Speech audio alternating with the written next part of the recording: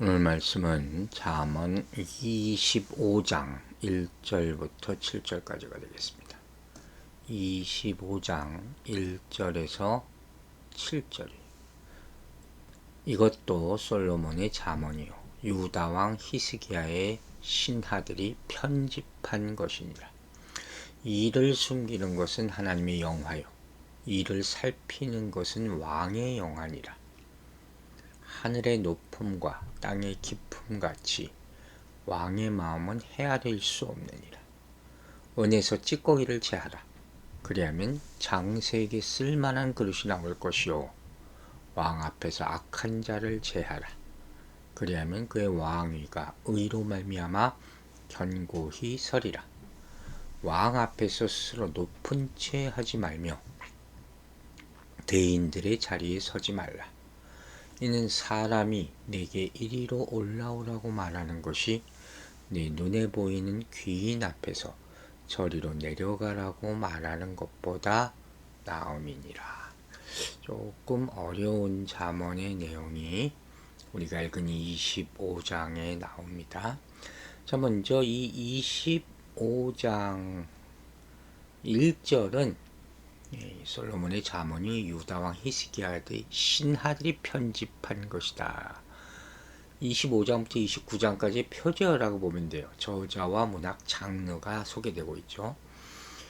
이것도 역시 솔로몬의 잠언이라고 다시 한번 강조하면서 이 말의 의미는 25절부터 29장이 10장 1절부터 22장 16절에 이은 솔로몬의 두 번째 잠언집임을 자연스럽게 밝히고 있죠. 다 솔로몬이 쓴 게 아니라는 것을 우리는 발견할 수 있는 것이죠. 그리고 또 한 가지, 두 번째 정보는 뭐냐? 최종 편집을 누가 했느냐는 거예요. 이런 건 보통 생각 안 하게 되는 것인데, 편집 시기는 유다왕 히스기야 때. 성경은 다 편집한 사람들이 따로 있다는 거죠. 또 편집자는 히스기야의 신하들이다. 히스기야의 신하들이 솔로몬의 잠언을 다 수집한 거죠. 컬렉션이죠. 그래서 재배열했다는 거죠. 왕이 말한 것들을 기억했다가 이렇게 책으로 만드는 건 참 많죠. 바로 그 얘기를 하고 있는 거예요. 그리고 2절과 3절을 보면 어려운 말이 나와요. 바로 이를 숨기는 것은 하나님의 영화요. 여러분 한번 생각해 보세요. 무슨 뜻일까? 이를 살피는 것은 왕의 영화니라. 성경을 함부로 해석하는 것도 굉장히 잘못하는 거지만 하나님께 지혜를 달라고 하고 하나님의 성경 말씀을 통해서 주를 통해서 자기가 해석해 보려고 하는 것도 필요합니다. 자, 그렇다면 이 말은 무슨 말인가? 하나님과 왕의 영광을 이를 숨기는 것과 이를 살피는 것으로 설명하면서 왕의 권위를 강조한 말이에요. 즉, 이 말은 7절까지 이어지는 왕의 잠언에 대한 배경을 제공하고 있는데 2절은 이렇게 의역할 수 있어요. 엘로힘의 하나님 되심은 이를 숨기는 것이요 왕의 왕됨은 그것을 살펴 알아내는 것에 있다. 자, 그래도 잘 모르겠습니까? 조금 더 설명을 합니다. 여기서 하나님의 영광을 이를 숨기는 것에 있다고 한 것은 하나님이 세상을 창조하시면서 심어놓은 창조 질서를 말하는 거예요. 우리는 이걸 몰라요. 하나님을 안다고 하는 사람은 지극히 일부분만 안다는 거죠. 주일날 얘기했죠. 광선이 비춰지는 만큼만 알려주시는 부분만 아는 거예요. 이게 비밀이에요. 이게 하나님의 뜻이에요. 그리고 왕의 그러면 할 일은 뭐냐? 이러한 창조 질서의 비밀을 조금이라도 찾아내서 그것을 바탕으로 정의를 실현하는 것이다. 이제 아시겠습니까? 그래서 3절에 하늘의 높음과 땅의 깊음 같이 왕의 마음을 헤아릴 수 없다는 것은 왕의 마음을 창조 세계의 광대함에 비유하고 있는 거예요. 만일 왕이 하나님의 창조의 질서를 구하는 자라면 그 왕의 마음은 하나님의 창조의 광대한 만큼 커질 것이다. 사실 알고 보니까 대단한 말씀이죠. 하늘의 높음, 땅의 깊음으로 대변되는 창조 세계, 인간이 다 헤아릴 수 없잖아요. 왕, 이런 마음을 가진, 하나님의 마음을 가진 왕이라면 사람들은 헤아릴 수 없다. 또 한 가지, 왕은 창조주의 창조 질서를 발견해서 실현해야 될 의무가 있다는 것. 성경에서 왕은 하나님이 세운 자람을 잊지 마시기 바랍니다. 창조주께서 왕에게 지혜를 주시고 모든 능력을 주셔서 왕으로 세워진 것이죠. 말 안 들으면 딴 길로 가면 언제든지 그 타이틀을 뺏을 수 있다는 거죠. 사울 왕을 보면 우리가 알 수 있죠. 4절에는 은에서 찌꺼기를 제하라. 그리하면 장성에 쓸만한 것이 나올 것이다. 이 말씀은 이해가 가죠. 은을 재련하는 과정을 얘기하고 있죠. 즉 재련 과정을 통해서 순도 높은 은을 얻는 것을 쓸만한 그릇이라고 표현했어요. 그 순수한 것을 얻기 위해서 가장 중요한 게 찌꺼기를 제거하는 것, 불순물을 제거하는 것 아닙니까? 그처럼 의로운 왕권을 위해서는 먼저 신하들 중 악한 자들을 제거해야 된다. 이 말이에요. 주변 사람들. 여러분, 왕이 좋은 왕이 되려면 좋은 신하가 있어야 돼요. 그죠? 악한 자들의 영향력이 얼마나 나라를 망치고 지도자를 망칩니까? 그래서 결국 왕 앞에서 악한 자를 제거하면 왕은 창조주께서 주신 지혜가 있기 때문에 통치를 잘할 수 있다. 왕위가 하나님의 의로 말미암아 견고히 서게 될 것이다. 그러니까 이 순은으로 만들어진 그릇이라는 것은 뭘 비유해요? 의로 세워진 왕권을 비유하는 것이죠. 사람을 잘 살피라 하는 말씀입니다. 결국 1절부터 5절까지 내용은 왕이 나라를 잘 다스리기 위해서 필요한 것들을 나열한 거죠. 왕은 감춰진 하나님의 뜻을 살펴야 되고, 그러므로 말미암아 옳고 그름을 바르게 판단할 수 있어야 된다는 것이고, 또 순수하고 불순물이 없는 그런 은으로 값진 그릇을 만들 수 있는 것처럼 우리 자신과 주변에 있는 나쁜 것을 걸러낼 수 있는 지혜가 있어야 된다. 왕 가까이에 악인이 있어서는 안 된다. 악인, 그들의 악한 행실, 이게 왕에게 불순물과 같은 것이다. 분별하라 하는 거예요. 분별하라. 정말 이번 주일날도 얘기했지만 거듭 얘기합니다. 분별력이 필요한 시대에 우리가 살고 있어요. 억지로 하지 마세요. 끌려서 하는 것도 분별력이 없는 거예요. 이렇게 히스기야 신하들은 왕에 대한 지혜를 정리하고 있다. 그 왕의 역할을 말하는 거죠. 여러분, 왕이 철저히 해야 될 일이 뭘까? 제가 질문을 한다면 여러분 뭐라고 답하겠습니까?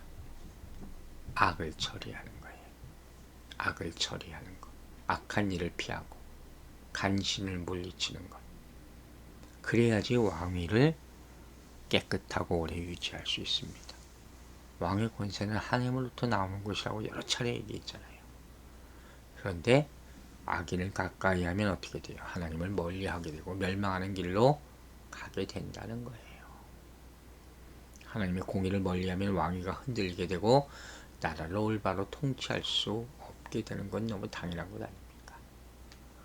즉 성도의 삶에 있어서도 이 말씀이 적용되는 거예요. 우리는 항상 사랑과 공의의 밸런스, 여기서 중심이 이룰 때가 많아요. 이 참 조화를 이루어야 돼요. 기독교는 사랑의 종교지만 예수님은 공의를 선포하셨어요. 사랑한다는 이유로 모든 죄와 악한 일을 대수롭지 않게 여기면 안 된다는 거예요. 결국 자신이 물들어요. 잘못된 길로 가게 된다. 하물며 한 나라를 다스리는 왕이 악을 멀리하지 않으면 어떻게 되겠습니까? 우유부단하면 어떻게 나라를 다스리겠습니까? 그래서 이런 말들 하잖아요. 자신에게 좋은 말만 하는 사람만 가까이 두면 간신이죠. 판단을 그르치고 잘못된 길로 가게 된다. 눈으로 보기 좋은 것, 마음에 드는 일만 찾으면 하나님에게서 멀어진다. 여러분, 구별된 성도로 살아가기 위해서는 어떻게 해야 돼요? 찌꺼기를 제거하시기 바랍니다. 그래야지 하나님이 쓰실 만한 그릇이 될 수 있습니다. 자, 6절과 7절 마지막 보면 왕 앞에서 스스로 높은 채 하지 말며, 뭐에 대한 얘기인지 금방 나오죠? 교만이죠. 그 6절과 7절은 왕 앞에서의 도리를 설명한 것이로 6절은 원리, 7절은 적용을 말하죠. 6절은 두 개의 부정명령의 문장의 앞과 뒤에 위치하죠. 스스로 높은 채 하지 말라. 왕 앞에서. 대인들의 자리에 서 있지 말라. 이렇게 번역하는 거죠.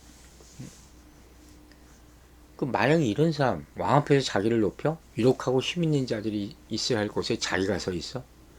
한마디로 주제 파악이 안 되는 거죠. 어리석은 거죠. 겸손하면요, 많은 어려움을 미리 피할 수 있는 거예요. 근데 항상 자기가 앞에 중심에 높은 곳에 있어야 된다고 하는 사람들이 있어요.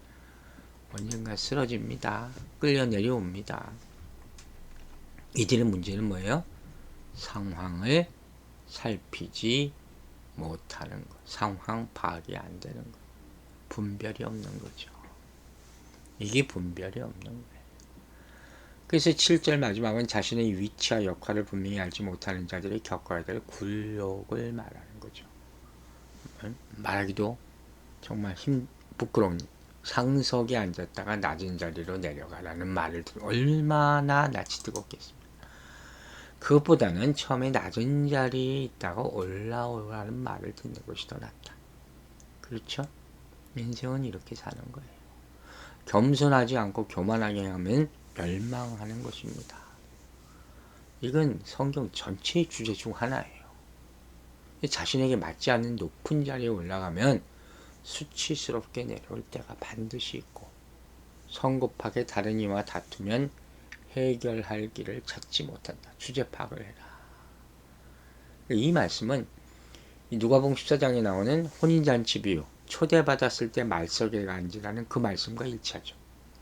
스스로 자신을 드러내려 하지 말라. 잘난 척하지 말라. 그럼 대체로 결과가 좋지 못하다 하는 거예요. 명심하시고 오늘도 겸손한 하루를 살아가게 되기를 기도합니다. 기도하겠습니다. 아버지 하나님, 오늘도 귀한 말씀 주심을 감사드립니다. 우리가 할 일이 하나님의 창조 질서에 대한 인식을 가지고 비밀을 깨닫고 그것을 통해서 다스리는 이름을 알게 하심을 감사드립니다. 그 창조의 질서, 그 비밀들 가운데 하나님의 계시를 발견하게 하여 주시옵소서. 감춰진 하나님의 뜻이 있습니다. 나에게 감춰진 하나님의 뜻, 그것을 구해 알게 하여 주시고 그를 통해서 우리 인생을 다스리고 살게 하여 주시옵소서. 악한 것은 항상 멀리하고 미워하게 하여 주시고 하나님의 공의로 충만하여 악을 철저히 처리하고 높은 곳에 교만한 자리에 앉지 않고 오늘도 겸손하게 사는 하루가 되게 축복하여 주시고 이끌어 주시옵소서. 추운 날씨 가운데 성도들 건강 지켜주시고 하나님의 기적과 같은 일들이 계속 이어질 수 있도록 도와주시옵소서. 감사드리며 예수 그리스도 이름으로 기도했습니다.